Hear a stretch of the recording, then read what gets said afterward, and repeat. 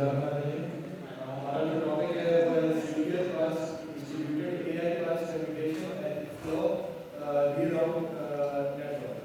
तो मेरे group member हैं वो है सरमन जमीर है, काजीज है और फिजाल यूब है।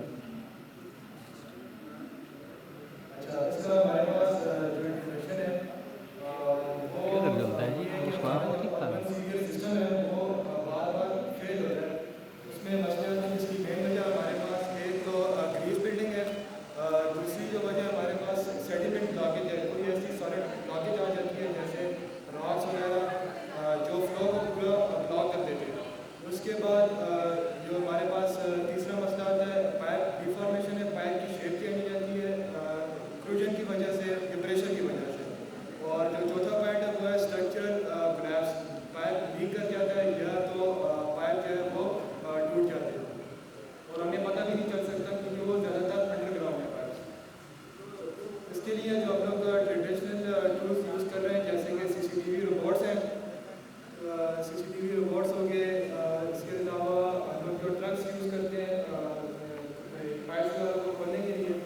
उसके अलावा जो हम लोग वर्चुअल इंस्पेक्शन यूज़ कर रहे हैं ये ज़्यादा इफेक्टिव नहीं साबित हो रही, वो नहीं साबित हो सकी क्योंकि जो हमारे पास इन्वायरमेंट है वो वेक है, बहुत गरी है और मोस्टली जो है नियर ज़ीरो जो है हमारे पास विजिबिलिटी होती है, जिसकी वजह से जो सिटीज़ हैं, जो अर्बन एरियाज़ हैं वो हमारे पास केसेस जो इसके फेस कर रहे हैं वो पहला है हमारे पास बैक फ्लो और फ्लड्स है। बैक फ्लो मतलब ब्लॉकेज की वजह से फ्लड आ जाता है, सिस्टम ओवरफ्लो कर जाता है।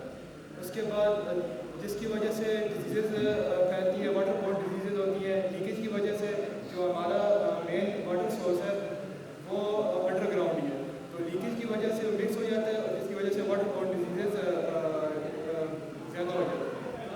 इसके अलावा इंफ्रास्ट्रक्चर डैमेज होता है और हाई ऑपरेशन कॉस्ट होती है।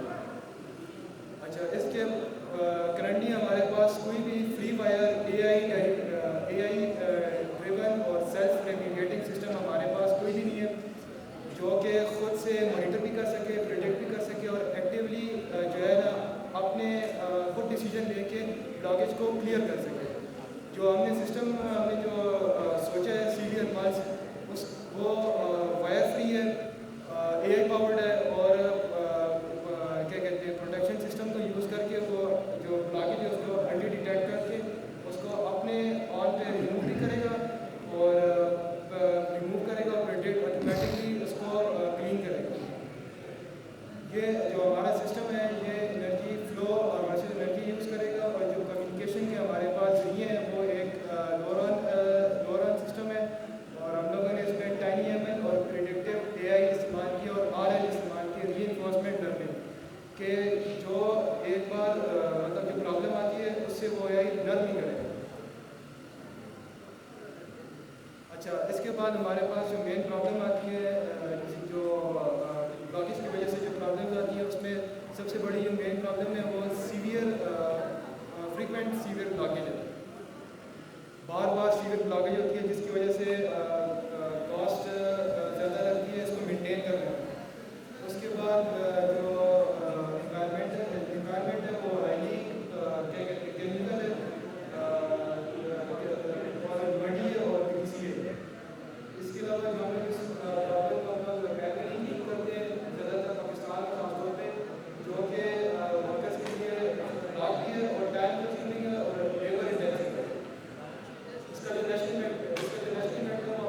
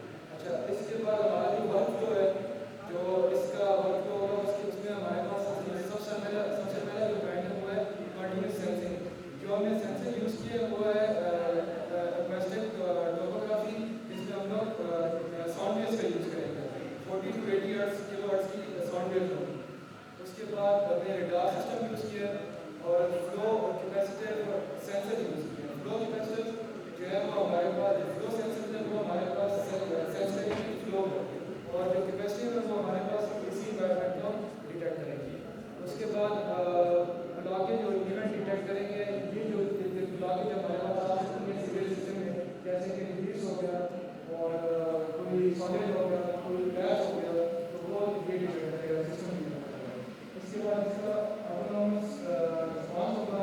जिस रिस्पॉन्स में अगर कोई मसला है ये उसके बेस पे डिसाइड करके अल्ट्रासोनिक बर्स्ट करेगा। दूसरा हमारे पास होगा first step viral sequence system, उसके जरिए हम लोग अगर पहले स्टेप हमारे पास इलेक्ट्रॉनिक बर्स्ट होगा, अगर उससे नहीं होगा तो हम लोग दूसरे स्टेप पे जाएंगे जो होगा फर्स्ट स्टेप वायरल सीक्वेंस। ये एक तरह का मतलब या तो साउंड या तो हम लोग वाटर या तो साउंड वेव जो है यूज़ करके जो ब्लॉकेज उसको क्लियर करने की कोशिश करेंगे। और आखिर में हमारे पास आएगा मैनुअल ड्रिलिंग, मतलब हम लोग ऐसे केमिकल इस्तेमाल करेंगे जिससे जो ग्रीस वगैरह वो थ्रोली क्लियर हो। अगर इन 3 स्टेप के बाद क्लियर हो जाए तो सिस्टम दोबारा पहले स्टेप पे चले जाएगा। जिस तरह हम इफ एल्स स्टेटमेंट यूज़ करते हैं ये यहाँ पे इस तरह ही बंद करेगा। उसके बाद अगर ये इनके बाद इन स्टेप्स के बाद जब मसला हमारा हल नहीं होता तो हमारे पास एक चौथा स्टेप है कि वो जो हम लोग ऐसा ऑटोनॉमस सिस्टम पे जाएंगे जो वाटर की फ्लो को रीडायरेक्ट कर देगा या फिर कोई ऐसा फीडर होगा जिसमें ट्रांसफर करके रीराउट करके प्रेशर को कम कर देगा।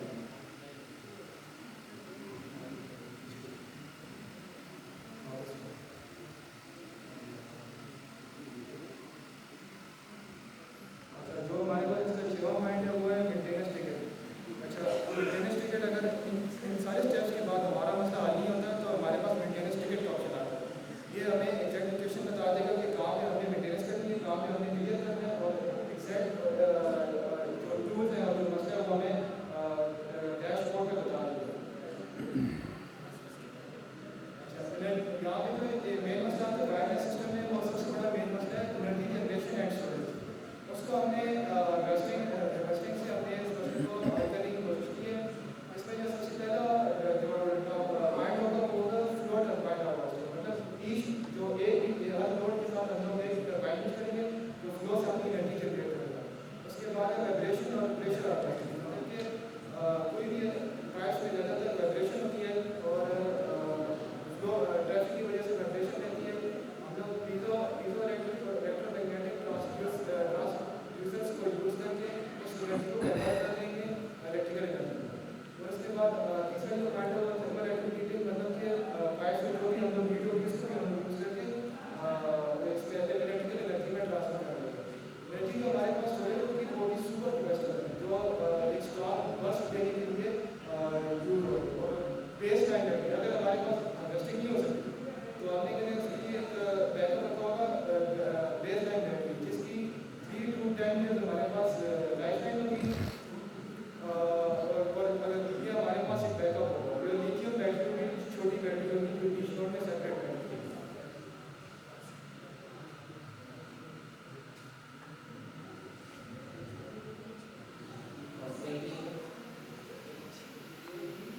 अस्सलामुअलैकुम। मैं अपनी प्रेजेंटेशन यहीं से कंटिन्यू करता हूँ। जो असद ने बताया है कि अब सबसे पहले जो स्लाइड है ये है अपना वायरलेस मेश। इसमें ये है कि हमारे पास जो हमारा मैकेनिज्म है या जो भी हमारा सिस्टम है ये इतनी कम पावर देता है कि इतनी कम पावर में जो है अपने को खुद को मैनेज करता है कि ये सालों तक लंबे अरसे तक ये डिवाइस चलती रहती है। उसके बाद ये है कि इसका जो हम कुछ इसकी टेक्निक्स देखेंगे जिसकी वजह से ये सिस्टम जो है एक पावरफुल बने। उसमें सबसे पहले ये होता है जब हम काम शुरू करने लगते हैं तो हमारी जो टीम होती है वो जाती है और ये इस डिवाइस को जो है नेटवर्क के अंदर रख देती है, फिक्स कर देती है। उसके बाद ये होता है कि जैसे असद ने बताया कि इसमें कोई लॉक आ जाए या इस तरह का कोई हो जाए, जैसे अब मैं बता रहा हूँ कि पानी अगर बहुत ज़्यादा हो जाए ये वाटर प्रूफ है और इसमें यह है कि जितना ज़्यादा भी बेशक पानी हो तो इसका वर्किंग में कोई भी फर्क नहीं आता, तो ये अपनी नॉर्मल कंडीशन में चलती रहती है। उसमें यह है कि ये आवाज़ की जो रिफ्लेक्शन होती है इसका इस्तेमाल करती है, उसकी वजह से डेटा जो है वायर की तरफ भेजती है। नेक्स्ट उसमें आ जाता है कि अगर देखिए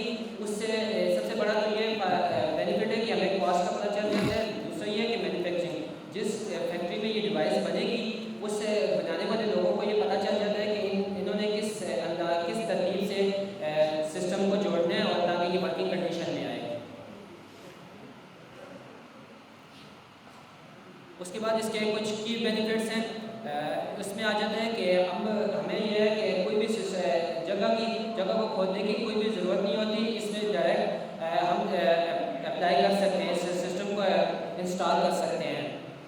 उसके बाद यह आ जाता है कि मेजर कार्ड डिडक्शन, इसमें यह है कि इसमें नेक्स्ट जो है हमारे पास जो है ये सिस्टम पहले ही हमें बता देता है प्रेडिक्टिव मेंटेनेंस। इसमें ये हमें पहले ही पता चल जाता है कि सिस्टम में कोई भी जगह है, सेवन लाइन्स में, पाइप लाइन्स में कौन सी जगह और क्या खराबी है, वो हमें सेंसर की वजह से पता चल जाती है। देन हम उसमें जितनी एज सून एज पॉसिबल उस जगह उस खराबी को हम खत्म करके सिस्टम को दोबारा चला सकते हैं।